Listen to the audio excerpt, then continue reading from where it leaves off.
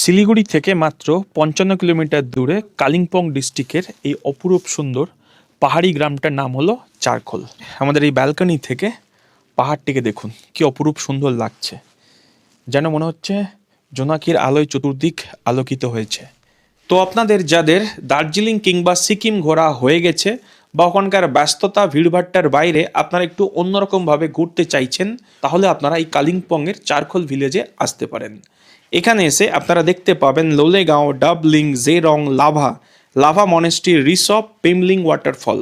এছাড়াও আপনার হোমস্টের একদম কাছে রয়েছে এই অপরূপ সুন্দর পাইন ফরেস্ট, তার সাথে চারখোল ভিউ পয়েন্ট, যেখান থেকে আপনারা খুব সুন্দর কাঞ্চনজঙ্ঘা দেখতে পাবেন, তার সাথে চারখোল মনেস্ট্রি।